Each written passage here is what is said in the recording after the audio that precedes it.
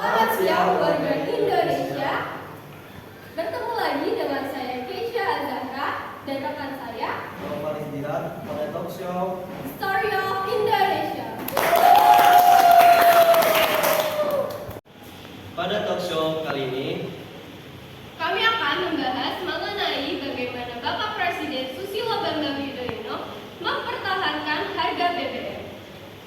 pada Bapak Susilo Bambang Yudhoyono kami persilakan.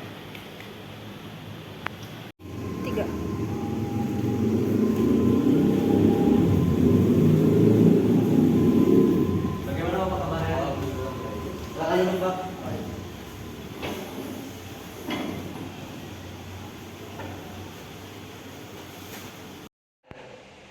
Bagaimana kondisi Bapak setelah purna dari jabatan Presiden? Ya, hidup saya semakin nyaman dikarenakan saya sudah tidak ada pikiran lagi tentang bagaimana keadaan negara ini lagi tentang politik atau apapun hal itu. Dan itu saya bisa bertemu dengan keluarga saya setiap hari.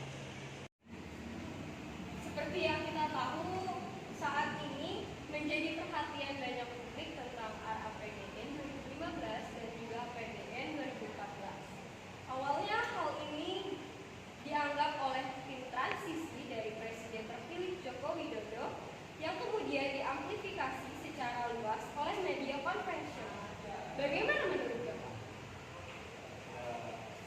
Sudah dijelaskan pada RAPBN 2015 itu sudah dijelaskan di mana pada saat itu saya pidato di DPR dan juga DPD bahwa kebijakan dasar faksial atau finansial budget artinya masih ada ruang untuk sebuah perubahan jika pemerintahan yang baru mengadakan perubahan RAPBN 2015 lebih terbuka.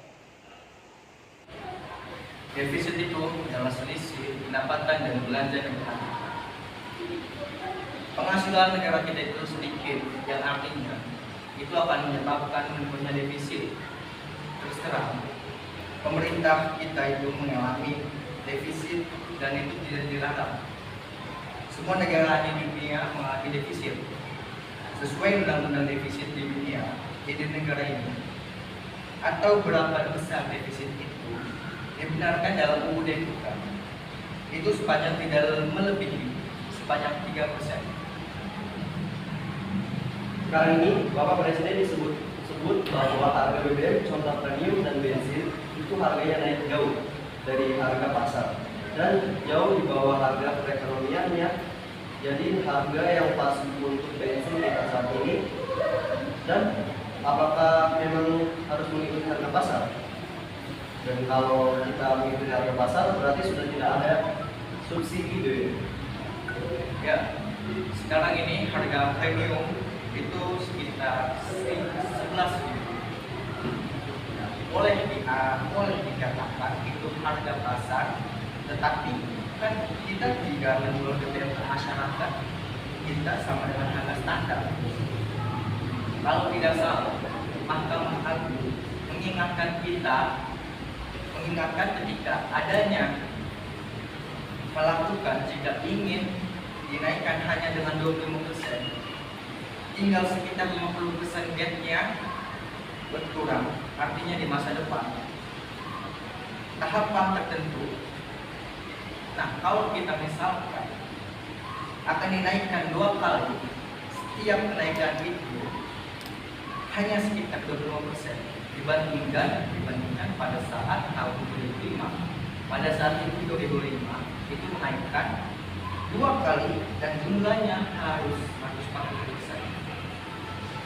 Nah, dengan penjelasan tadi, dengan saya ucapkan alhamdulillah, makin kecil gapnya supaya di masa depan lebih mudah dibandingkan gapnya masih jauh, dan setiap saat harus menaikkan BBM itu lebih tinggi, sehingga menurut saya bagaimanapun dampaknya itu akan berakibat pada inflasi. Dari yang saya dengar, gaji Bapak Presiden dan Wakil Presiden tidak mengalami kenaikan pada 10 tahun kebelakang. Bahkan ada rumor mengatakan mengatakan bahwa pejabat BUMN gajinya lebih besar dari gaji presiden dan wakil presiden. Apakah tahun ini akan ada rencana menaikkan gaji para pejabat negara dan tentu saja untuk gaji Bapak Presiden dan Bapak Wakil Presiden? Ada rencana untuk itu, tetapi yang saya katakan kembali harus adanya kebijakan dasar. Dari dulu, sejak tahun 2005 kita naikkan gaji PNS, terutama yang golongan rendah.